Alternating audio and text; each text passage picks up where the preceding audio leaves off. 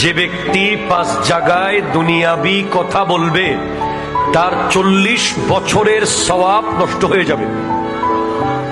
আমি আবার স্পষ্ট করছি, who will talk in 5 places about the subject of personal subject, তার 40 বছরের ইবাদতের সওয়াব নষ্ট হয়ে যাবে যাবে যাবে।